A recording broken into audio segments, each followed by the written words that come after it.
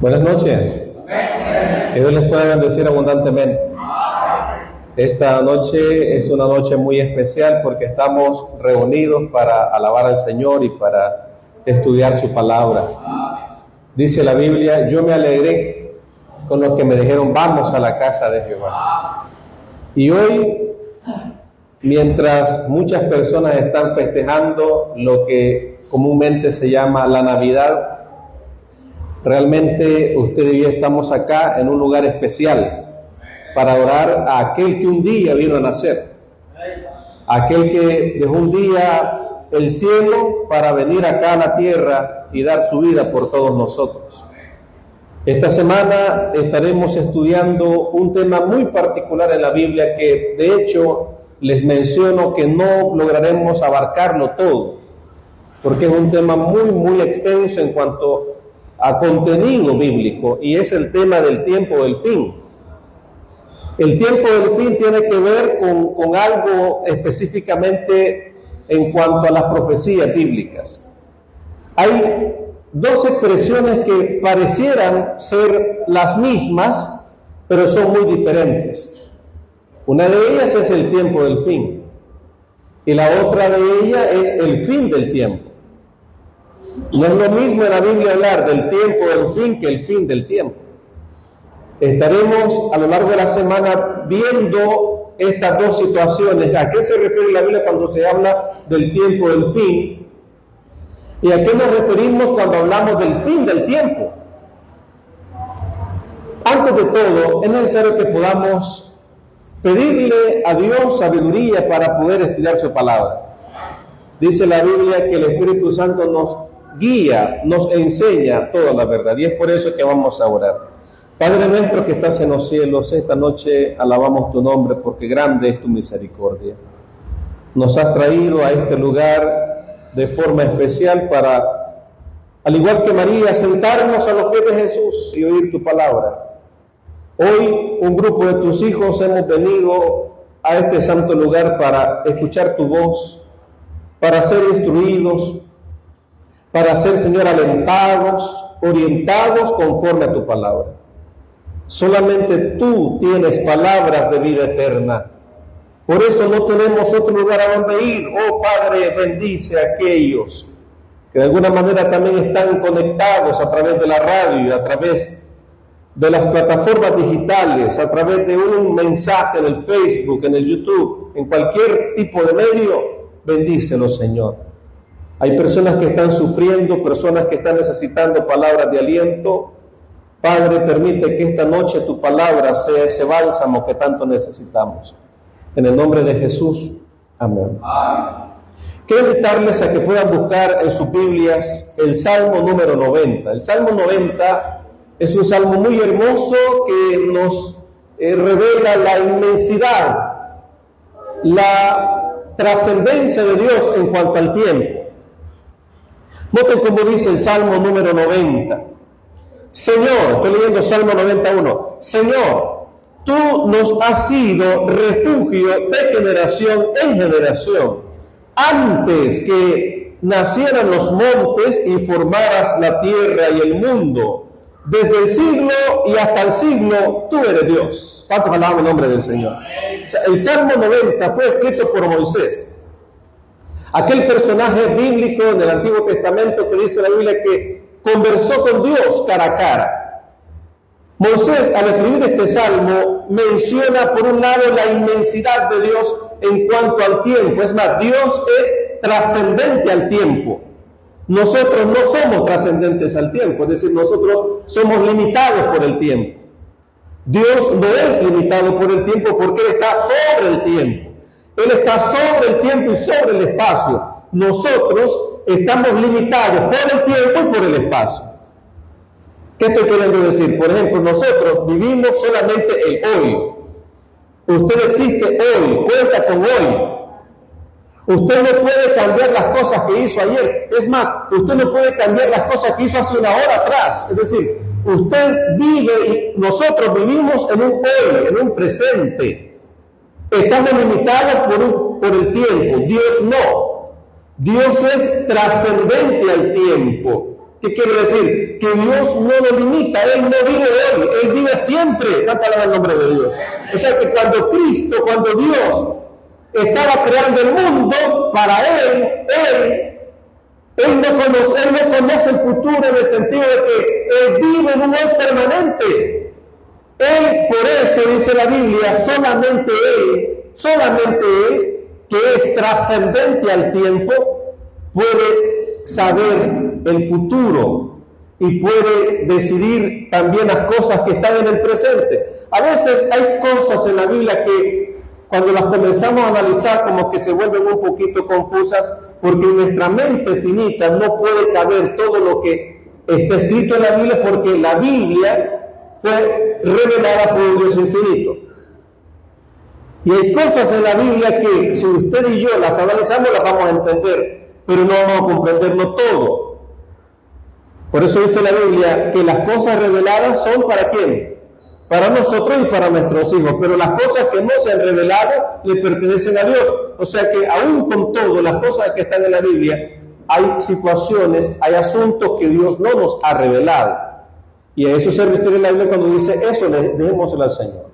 Entonces, viene Moisés y escribe el Salmo 90 y dice él: tú nos has sido refugio de generación en generación. Aquí menciona de manera implícita la palabra tiempo.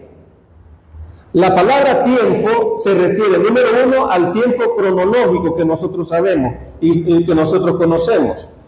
Por ejemplo, cada 24, cada 31, las celebraciones de fin de año se celebran porque hay un tiempo determinado para eso, ¿sí o no?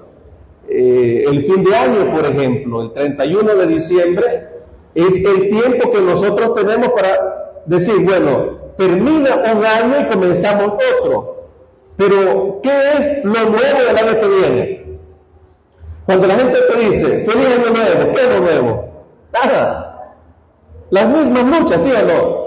Las mismas situaciones. O sea, no hay nada nuevo. O sea, sí estamos en un año nuevo, entre comillas. Pero la vida por sí sola, la vida que usted y yo vivimos, sigue un curso lineal.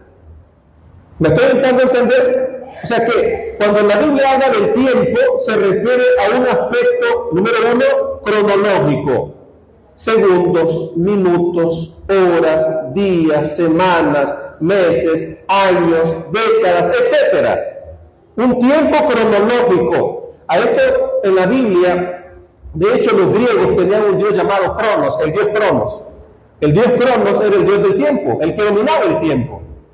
Así como había diversos dioses entre los griegos, el dios, qué sé yo, el dios en los cielos estaba Zeus, en el mar estaba Poseidón, pues los griegos tenían para el tiempo un dios, era el dios Cronos, el que dominaba el tiempo, el que controlaba el tiempo.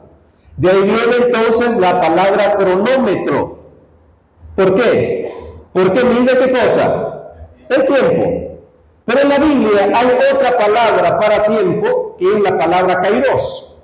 La palabra kairos para tiempo no se refiere al tiempo cronológico, segundos, minutos, horas, etc. No, se refiere a un momento, se refiere a una oportunidad, a una circunstancia. Por ejemplo, cuando la Biblia dice, aprovechando bien el tiempo porque los días son malos, tenemos que aprovechar ¿qué cosa? El tiempo, pero ¿cuál tiempo? El tiempo que se mide o el tiempo que contamos como una oportunidad. La palabra que aparece ahí no es cronos, la palabra que aparece ahí es kairos. En otras palabras, cuando el apóstol Pablo dice, aprovechen bien el tiempo porque los días son malos, se refiere a aprovecha la oportunidad que tienes.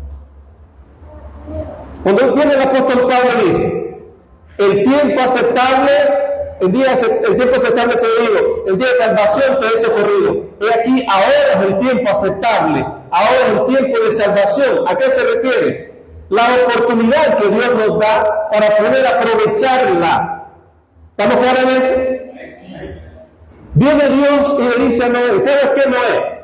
Vamos a hacer lo siguiente, vas a construir el arca. Y al construir el arca, tú vas a tomar y vas a anunciar que viene el diluvio.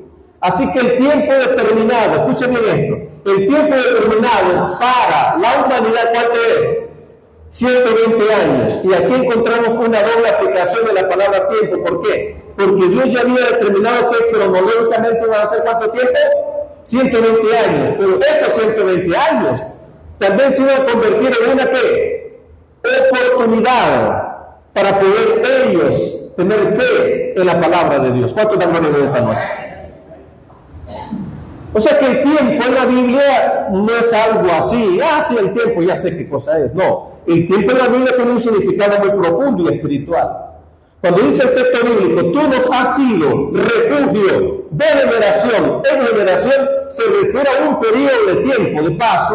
La palabra generación o una generación en la Biblia aproximadamente comprende cerca de 40 años.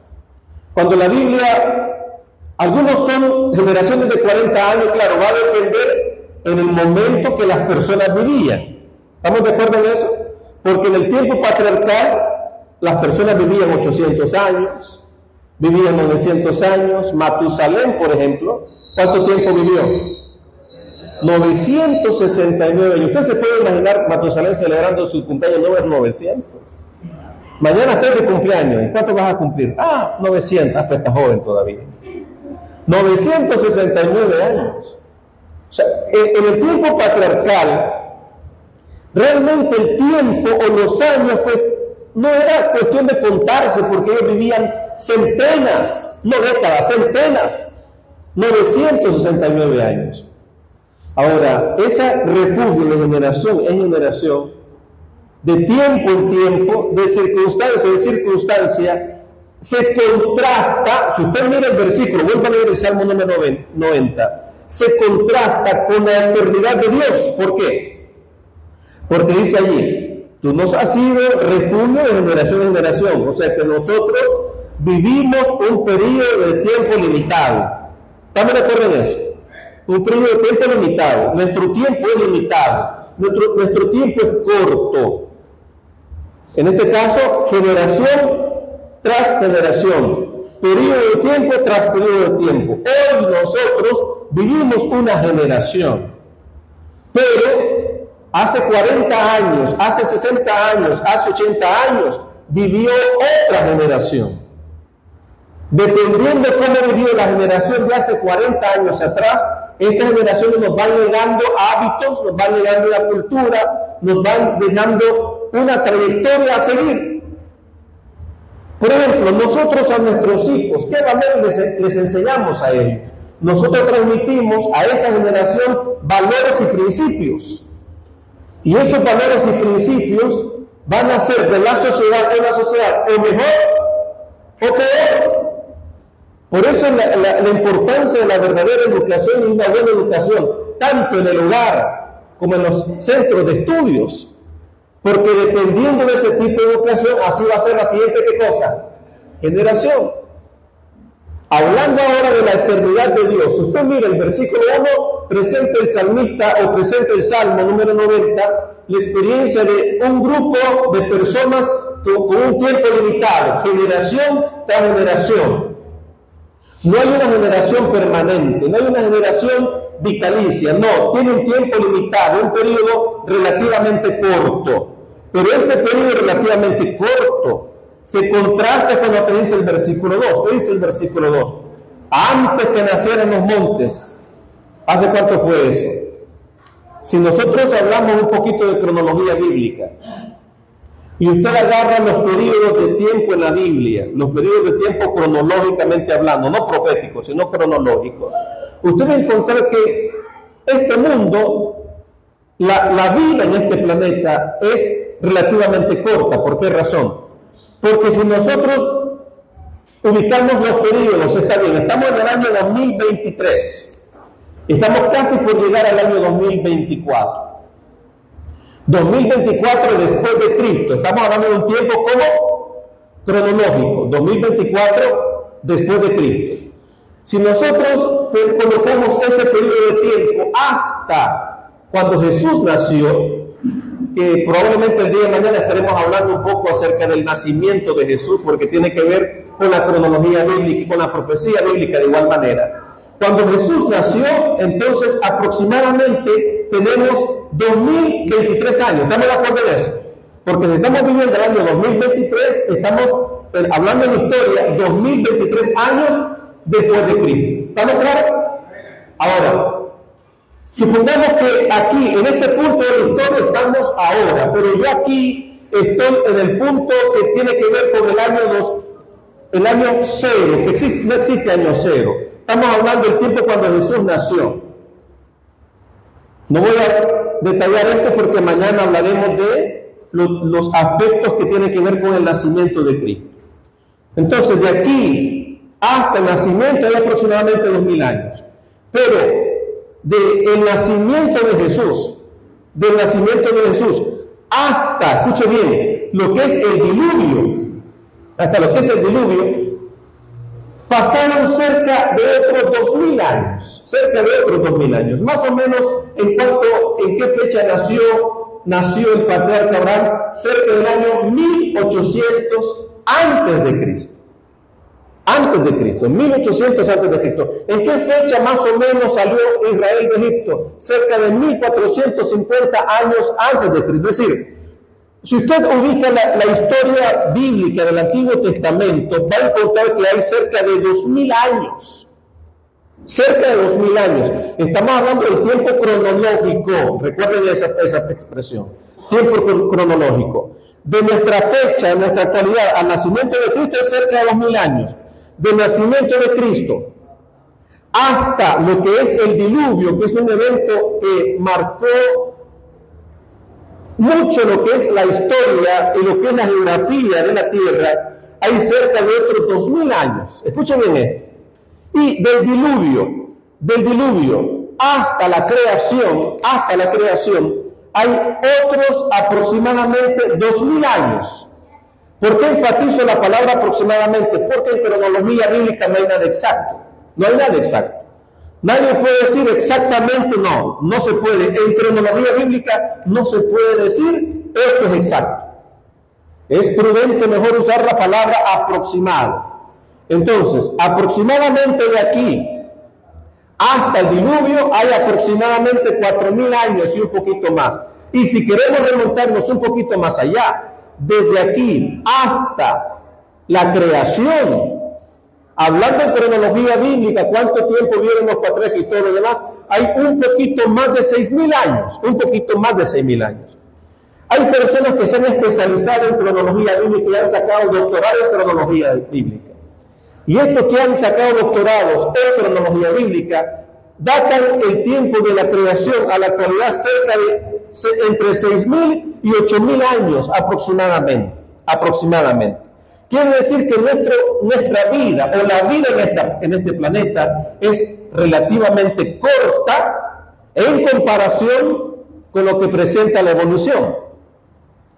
¿Qué presenta la evolución? Y tengo que mencionarlo de esa forma, porque el texto bíblico dice, antes que nacieran los montes y formaras la tierra, habla de Dios como creador. El Dios creador de los cielos y la tierra, en su mente, en su interior, pensó y planificó crear este planeta. Este planeta no es el resultado de un proceso evolutivo de millones y millones de años, como lo presenta la evolución. Y de hecho la evolución no es científica. Si algún docente de ciencias naturales me escucha por la radio, me ve a través de este programa, usted debe recordar que el método científico se basa, o según los postulados del método científico, para que algo pueda llamarse científico, en primer lugar debe ser observable, debe observarse. O sea, un científico, si quiere hacer un trabajo profesionalmente, hablando de la ciencia, debe de observarse. Por eso están, ¿qué cosa? Los laboratorios, ¿verdad? Están los laboratorios, porque el científico basa sus teorías y dependiendo de esas teorías establece leyes de acuerdo a la observación. Es un principio fundamental del método científico. Otro principio fundamental del método científico es que no solamente va a ver algo que es observable, sino algo que es repetible, ¿verdad? Algo que es repetible. Eso es otro principio del método científico. Y en tercer lugar, el método científico dice, bueno, es algo que debe ser observable, algo que es repetible, por eso hay comprobaciones y hay estudios que se muestran, vamos a ver si se puede repetir esto que estás haciendo o esto que estoy haciendo, y en tercer lugar, algo que es verificable. Esos son principios básicos del método científico. La evolución, hablando de la evolución, ¿es observable? La respuesta es no. Hablando de la evolución, ¿se puede comprobar? Es decir, ¿es comprobable la evolución? La respuesta es no. Y la evolución es algo que se puede repetir. La respuesta es no. O sea, si usted quiere llevar la evolución al método científico, no pasa. Ahora alguien puede decir, pero tampoco la creación es científica. Porque nosotros como seres humanos no vimos al Señor crear nada. O lo vimos, no lo hemos visto. Ni siquiera Adán lo miró. Porque cuando Adán, dice la Biblia que el sexto día, cuando Adán abre los ojos, mira a su creador nada más y ya todo estaba creado. O sea, Adán mismo no vio a Dios crear. Ni siquiera a su esposa. ¿Por qué? Porque para crear a Eva lo hizo dormir en un sueño profundo. Y no se dio cuenta. Cuando él abre los ojos, la mujer ya estaba hecha. No miró. Entonces, ni la creación ni la evolución pasan por el método científico. Entonces viene la pregunta, ¿a quién le voy a creer? ¿A quién le voy a hacer caso? ¿A quién yo me voy a basar? ¿Con quién me voy a ir? ¿Con la evolución? Que dice que somos el resultado de una explosión cósmica llamada el Big Bang. O la creación, que dice que somos el resultado de la planificación de un Dios soberano, creador del cielo y de la tierra. ¿A quién usted le va a hacer caso? ¿A la explosión del Big Bang que fue producto del azar? Y hay algo interesante. Así como se creó el mundo y los planetas producto de esa gran explosión del Big Bang, saben ustedes que según los científicos, en algún momento, en algunas circunstancias, esta Vía Láctea que donde nosotros vivimos, en esta pequeña parte del vasto universo exterior, la Vía Láctea en algún momento va a chocar, según lo dicen ellos, va a chocar con alguna otra galaxia. La otra galaxia más cercana es la galaxia de Andrómeda. Entonces ellos dicen que en algún momento, en algún futuro, estas dos galaxias van a chocar y la vida en este planeta va a dejar de existir. Es decir, así como un cataclismo universal llamado Big Bang, también los científicos dicen que va a haber una destrucción universal llamada un choque de Vía Láctea con galaxia y otra. Entonces no hay ninguna cosa que te llame de esperanza, no hay nada que te motive. ¿Por qué mandan expediciones a Marte, por ejemplo? ¿Por qué mandan expediciones y lanzan los famosos Voyager, esas sondas que andan por el universo, andando de planeta en planeta, viendo en qué planeta es posible tener vida?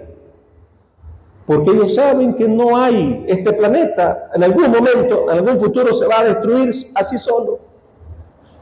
Pero la esperanza que la Biblia nos ofrece, la seguridad que la Biblia nos ofrece, es que Dios creó este planeta. Y es por eso que el texto bíblico dice, antes que nacieran los montes, antes que formases la tierra. No es que los montes nacieron solitos, no es que la tierra se creara solita, no fue asunto de la evolución. Antes que tú formaras la tierra, antes que tú formaras el mundo, o sea que presenta a Dios como el creador de los cielos y de la tierra. Alabado sea el Señor. Eso nos da seguridad. No es que este planeta está girando así, que alguien lo puso a rodar, así como cuando usted tiene un trompo y el trompo gira, y es interesante que el trompo gira con doble movimiento, gira porque por su propio movimiento él tiene una fuerza y también gira sobre su propio lugar. Este mundo no es como un trompo que está girando, que alguien jugó y tiró el mundo y está girando, no. Este mundo es el resultado de la planificación de un Dios de amor. Y ese Dios de amor tiene un plan maravilloso para cada uno de nosotros. ¿Cuántos creen eso? Tú que me estás escuchando en la radio, el Señor tiene un plan maravilloso para ti.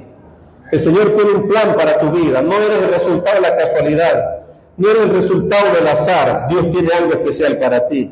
Dios te creó, Dios te formó, Dios te ha traído a este mundo con algo muy especial. Y esa especialidad, esa particularidad de Dios nos remonta a algo que es trascendente a lo que nosotros vivimos y existimos, y es la palabra tiempo. Porque el texto bíblico dice, desde el siglo, hay otras versiones que dicen eternidad, yo no sé cómo dice su versión, pero hay otras versiones que dicen eternidad, desde la eternidad y por la eternidad. En otras palabras, si volteamos a ver hacia el pasado desde nuestra propia perspectiva humana, hay una eternidad, hay un infinito de tiempo hacia el pasado, no de Dios, sino de Dios no, porque Dios no conoce, ¿qué digo? Dios no vive en el pasado ni en el futuro, Dios vive en un permanente hoy. Pero desde la perspectiva humana, nosotros viendo hacia el pasado, hay un infinito, o sea, en ese infinito del pasado, Dios existe. Y si nosotros vemos hacia el futuro, que es un infinito por delante nuestro, también Dios existe. Por eso dice el texto bíblico, desde la eternidad y por la eternidad. ¿Cómo dice la Biblia? Tú eres Dios. ¿Cuántos alaban el nombre del Señor? O sea, esa eternidad de Dios, esa eternidad, usted y yo no la podemos comprender. No lo voy a explicar esta semana, porque yo no lo voy a entender, usted no lo va a entender. Lo que sí podemos decir es que Dios existe desde la eternidad y seguirá existiendo por la eternidad. ¿Cuántos creen eso, hermano? Eso es hermoso. Un Dios que trasciende el tiempo. La pregunta entonces para nosotros esta noche es, ¿qué de nosotros? Si Dios existe desde la eternidad y seguirá existiendo por la eternidad, el tiempo contable no tiene razón de ser. Porque si existe por la eternidad, ¿cómo se va a contar la eternidad? Dígame usted. ¿Cuántas gotitas de agua hay en un océano? Póngase a contar, agarre una de esas pipetas o agarre una jeringa y vaya al mar, aquí cerca, 20 kilómetros a Corinto, y trate de ver cuántas gotas de agua hay en el mar. Eso es imposible. Usted no va a terminar nunca.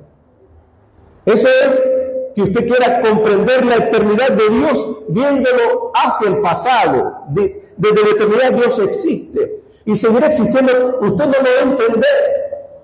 Entonces se abre en esa línea de tiempo llamada eternidad, se abre un paréntesis. Escuche bien lo que voy a decir y con esto voy a terminar esta noche. Se abre un paréntesis. En esa línea de tiempo se abre un paréntesis. Hay algo que es bueno aclararlo. Muchas veces nosotros tenemos concepciones distorsionadas del tiempo. ¿Por qué lo digo? Porque muchas veces pensamos, las religiones orientales miden el tiempo o conciben el tiempo como algo cíclico. ¿Qué estoy diciendo? Que el tiempo se repite o ciertas personas o eventos en la historia suelen repetirse, cíclico. O sea que no hay una línea continua de tiempo, sino que el tiempo es cíclico.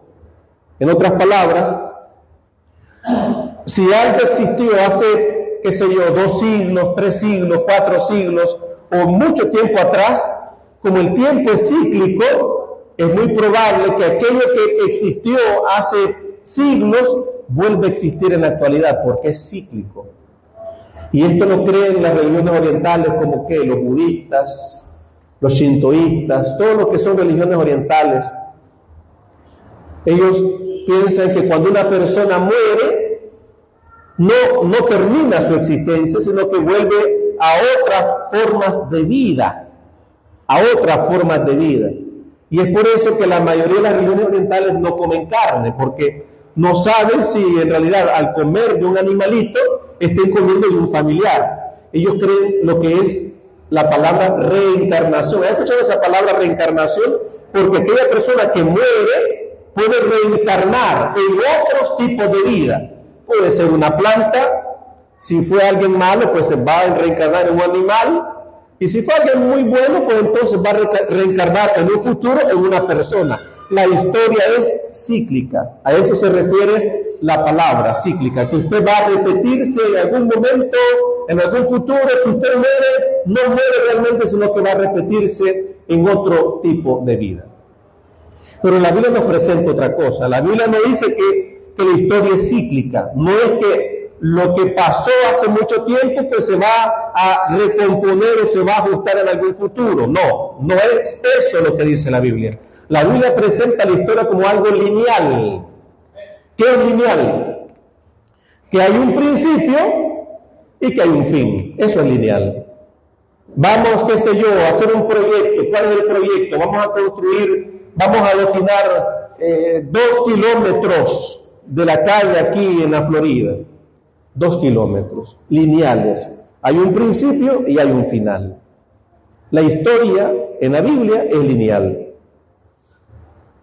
En la Biblia es lineal. ¿Por qué? ¿Por qué no en Dios?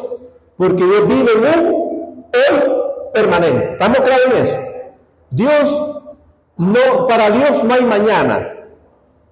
Por eso dice la Biblia, un día para Dios, ¿cómo es? Como 1000 años. Y 1000 años para el Señor, ¿cómo es? Como un día. O sea que no hay problema en eso. A eso se refiere la Biblia cuando dice, un día para el Señor es como 1000 años, y 1000 años como un día. O sea, a Dios, pasar 1000 años, eso es como un día. Porque Él está sobre el tiempo. En el caso nuestro, no. En el caso nuestro, un año, un día no es como un año, como 1000 años. No, en el caso nuestro, vivimos un hoy permanente. Ahora, ¿qué tenemos que hacer? Al saber que el tiempo que vivimos es lineal y estamos en un paréntesis, y con esto voy a terminar. ¿Cuál es ese paréntesis? ¿Cuándo comenzó ese paréntesis y cuándo terminará el paréntesis? Porque en el tiempo lineal de Dios, en el tiempo lineal que presenta la Biblia, la historia sagrada, ¿cuándo comienza ese paréntesis? Lo más remoto que tenemos, hablando en la Biblia, como evidencia que puede existir algo en el tiempo, lo más remoto, lo encontramos en el libro de Job. Miren qué interesante. Job, el capítulo 38, abran sus Biblias. Job, el capítulo 38. Ya vimos que con Dios desde la eternidad y por la eternidad Él es Dios. Ahí usted no trate de entender eso, porque no lo va a entender. Solamente comprendamos que desde la eternidad, infinitamente Dios existe y existirá por la eternidad. Pero hablando de nuestro contexto humano, como registro sagrado, ¿qué es lo que tenemos? Job capítulo 38, noten cómo dice el versículo 7. ¿Qué es lo más remoto que tenemos hablando hacia el pasado? Versículo 7. Cuando alababan, bueno, la pregunta allí es ¿dónde estabas tú? ¿Verdad? Ese ¿dónde estabas tú?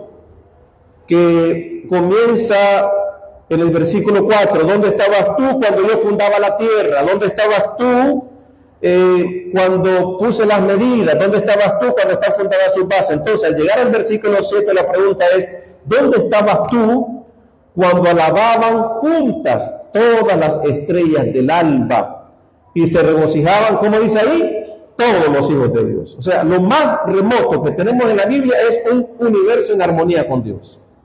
Eso es lo más remoto. Cuando todas las estrellas del alba alababan a Dios y cuando todos los hijos de Dios también alababan a Dios. O sea, antes de un conflicto, antes de un problema cósmico, este versículo nos revela que había unidad universal en la familia de Dios. ¿Cuánto dan gloria a Dios por eso? Lo más remoto en el pasado, evidencia bíblica que podamos tener, es ver a un universo en armonía con la voluntad de Dios. Eso es lo más remoto. Ahora, hablando ahora hacia el futuro, en nuestro contexto, ¿qué es evidencia bíblica lo más lejano que podamos nosotros contemplar en el futuro? Miren cómo dice Isaías. Isaías, el capítulo 66. Estamos estableciendo los paréntesis, recuerden eso, y con esto terminamos. Estamos estableciendo el paréntesis. Ya vimos que en la línea de tiempo, el primer paréntesis se abre cuando, según la Biblia nos dice, que todas las estrellas y que todos los hijos de Dios alababan a Dios. Mañana estaremos hablando de la estrella. Recuerden que los sabios dijeron: su estrella hemos visto ¿dónde? En el oriente. No se preocupe, todo esto vamos a ver el día de mañana. Ahora mira, el primer paréntesis se abre cuando dice que todas las estrellas alababan. ¿Y cuándo se cierra ese paréntesis? Isaías el capítulo 66. Isaías el capítulo 66. Noten cómo dice la palabra del Señor en Isaías el capítulo 66. Vamos a leer el versículo 22 y 23. El versículo 22. Porque como los cielos nuevos, o sea, el primer paréntesis nos menciona a un universo en armonía con Dios. ¿Estamos claros en eso, verdad? Que todos los hijos de Dios alababan a Dios y que todas las estrellas también alababan a Dios. Un universo en armonía con Dios. El otro paréntesis se cierra con este versículo. Porque los cielos nuevos y una nueva tierra. O sea que el paréntesis se cierra con un cielo nuevo y una nueva tierra. Esos cielos nuevos y esa tierra nueva que yo hago permanecerán delante de mí, dice Jehová. Así permanecerá nuestra descendencia y nuestro nombre. Noten cómo dice el versículo 23. Y será que de mes en mes y de sábado en sábado, como dice allí, vendrán todos. Aparece esa palabra en Job 38:7, ¿sí o no? Sí, porque dice que todas las estrellas y todos los hijos de Dios alababan. Ahora, este versículo también nos dice que de mes en mes, en la tierra nueva y el cielo nuevo, de mes en mes y de sábado en sábado, ¿cuántos vendrán? Todos. O sea, se cierra el paréntesis. Hay un paréntesis que te dice: hay una multitud unificada, total, completa, adorando a Dios. Y también hay una creación y una nueva creación, un nuevo cielo, una nueva tierra, donde están todos adorando a Dios de mes en mes y de sábado en sábado. ¿Cuánto vendrá Dios por eso? Ese paréntesis. Nosotros estamos incluidos en esos dos extremos. Y de allí es lo que nosotros podemos decir. Antes de eso no podemos decir más. Después de eso no podemos decir más. Solamente podemos ver lo que está escrito entre esas dos cosas. Usted y yo estamos incluidos en eso. Hay un tiempo que se ha determinado. Y ese tiempo se está llegando a su final. ¿Quiere usted saber cómo va a terminar? ¿Quiere usted saber qué parte le toca cumplir en el tiempo que Dios le ha dado? No se pierda el día de mañana. Estaremos dando continuidad a este tema. Por ahora, vamos a poner nuestras vidas en las manos del Señor. Le vamos a agradecer porque Él nos creó, porque Él nos formó y porque Él nos salvó. ¿Cuánto dan gloria al Señor? Puestos en pie, vamos a orar. Padre nuestro que estás en los cielos, bendito y alabado sea tu nombre, Señor. Porque desde la eternidad y por la eternidad tú eres Dios. Esta noche tu palabra nos ha hablado y nos ha dicho: yo tengo el control de todo. Nada se escapa de tu control, de tu mano. Y es por ello que te alabamos, Señor, al ver las circunstancias que rodean nuestras vidas, al ver las circunstancias que rodean el planeta. Cuántas dificultades hay en el mundo, sabemos que muy pronto ese sufrimiento llegará a su fin. Padre, tu palabra nos dice que todo comenzó bien porque el universo estaba en armonía contigo. Y de igual manera, tu palabra nos dice que todo va a terminar bien porque vendrán todos a adorarte delante de ti. Ahora, si hay cosas que todavía no están bien en la actualidad, ayúdanos a saber que tú pondrás muy pronto las cosas bajo control. Padre, bendice este grupo de hermanos, hermanas que hemos venido acá para adorarte. Y queremos, Señor, al salir de aquí, salir edificados por tu Espíritu. Tú tienes el control de todo. Tú eres dueño del tiempo. Nada se escapa, Señor, de tu control. Ayúdanos, Señor, a crecer en la fe, a crecer en la confianza. Que podamos venir el día de mañana para seguir aprendiendo de tu palabra. En el nombre de Jesús. Amén.